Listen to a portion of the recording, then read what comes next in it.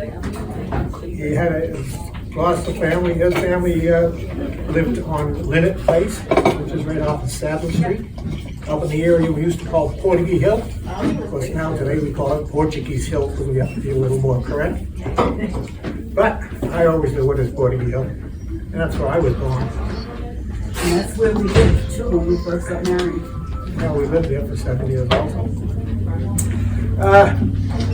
But he's remembered by his family fondly, unfortunately soon forgotten by the local community. And we'll see that as the story, when I say that as the story develops.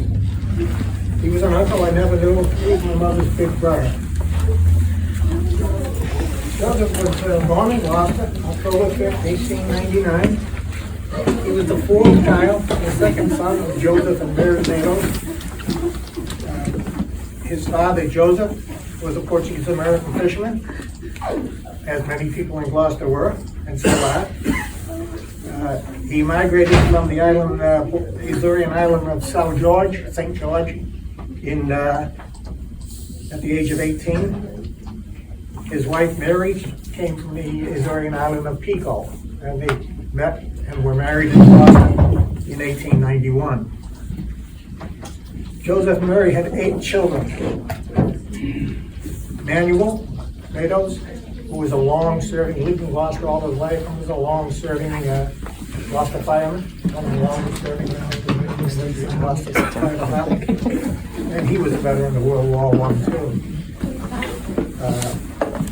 Manuel was born in 1893. The second child, Emily, was the wife of, was born in 1894, and she was the wife of Albino Pereira. He was a Gloucester fisherman, boat owner, and captain, and he owned the dragger Joseph S. Mattos, which some of you might have remember seeing, but it was lost a long time ago. And that was named, family lore has it was named after Joseph Sr. and Joseph Jr. So one way they memorialized the son that was lost. There were other children, Emily, Mary, and Joseph Jr. Alice was the son of Manuel Andre, another First World War veteran who ran a barber shop on Main Street at the base of Union Hill for many, many years when I was growing up. Edith, who moved to Provincetown. Elizabeth, another child, was the son of James Carr, who ran a market on Washington Street, right by the corner of Prospect Street there. And then Helen, my mother, who was also the wife of a fisherman, my father Joseph. The Mattos family owned a home on Linnet Place just off Saddle Street in Gloucester. Joseph's early years were spent growing up in the close-knit Portuguese-American community.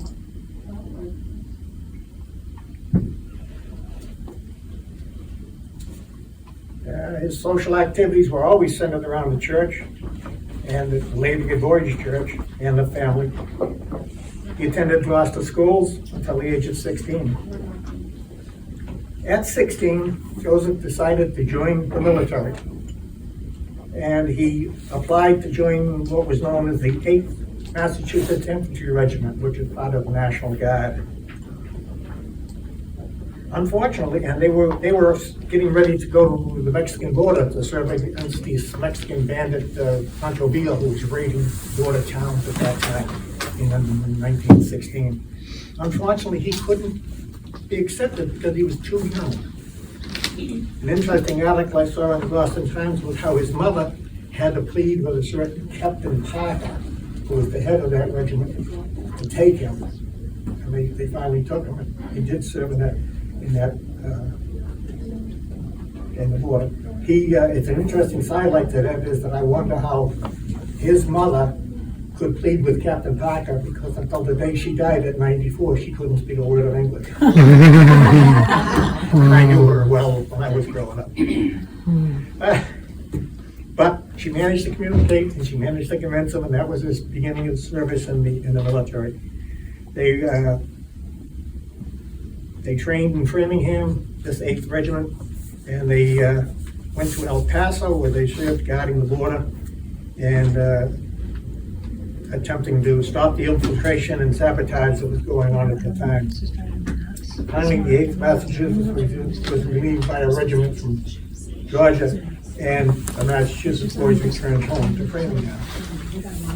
Immediately upon returning home in the fall of 1916, Joseph joined the regular army, and he joined the field artillery, and it was the 5th Field Artillery Regiment of the 1st Army Division. The family lore has it that he joined the artillery because he loved animals and he loved working with horses.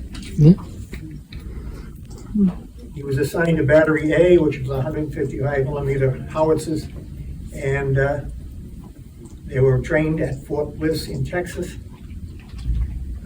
After extensive training, Battery A joined the 1st Division and embarked for France, and they were among the first units to land in France in August of 1917.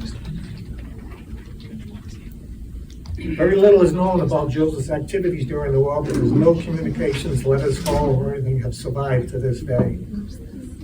But we do know the history of the division, and more specifically the 5th Regiment that he was part of. So it's pretty fair to assume that he took part in all of their activities, or some part in all of their activities. They fought in the Battle of Cantigny in May of 1918, the Battle of Soissons in July of 1918, the Battle of St. Mihiel in September of 1918, and finally in the Meuse-Argonne Forest Campaign in November and December of 1914, October, November, December of 1918. So you see, he was quite active, and he had a lot to do. Unfortunately, after going through all of that, just about a month before the end of the war, before the armistice, he was killed on October 4th, 1918. And again, family lore has it that he was killed near Exelon in the Meuse-Argonne sector of France, reportedly by getting food at the Italian kitchen for his troops. As a follow-up after the war, in 1935, the city of Gloucester, dedicated a playground on Webster Street.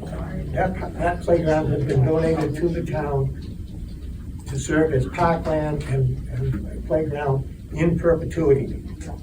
You now find out what that word really means in perpetuity. It just means as long as it's convenient. But they dedicated that as a playground in December of 1935, and eventually a small ball field was built there with a set of bleachers, which I think most of you can remember.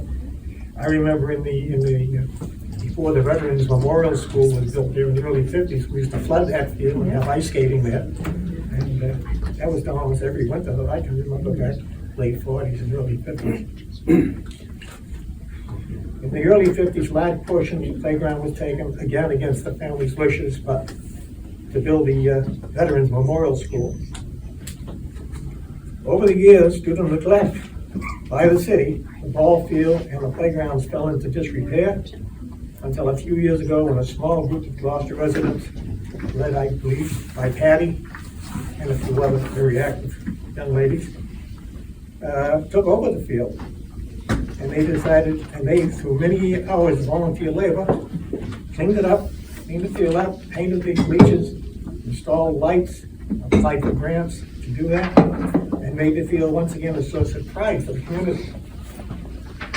Sadly, shortly after that, the project was completed and rededicated to its members. Shortly after the project was completed and rededicated to the memory of Private Mattos, the city of Gloucester decided to take the memorial field completely and use it to build land to build a new school, the East Veterans School, which is kind of a huge building, shoehorned into a small lot, but they thought that was the best thing to do apparently at the time.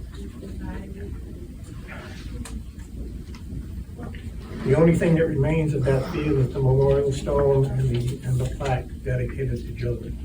Aside from that, his memory in Gloucester is forgotten. Oh, we also have his gravestone in the Calvary Cemetery, but aside from that, he's forgotten.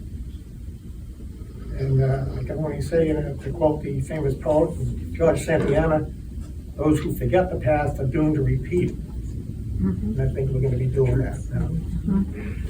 Personally, I believe the legacy left by the memory of Private Joseph, Uncle Joe, as I would call him if he were here today, was the reason many dependents of the Mattos family chose to serve in the U.S. Armed Forces. I know of at least 11 descendants of Mary and Joseph Mattos that served in the U.S. military, served our country as members of the armed forces. 4 in the Army, counting Joseph, his brother, and one of his future brother-in-laws. 3 Marines, counting myself. 2 sailors. 1 Air Force, that's my brother, he's the black sheep of the family. And 1 of them Coast Guard. And that's my job. Thank you. Thank you, Reggie.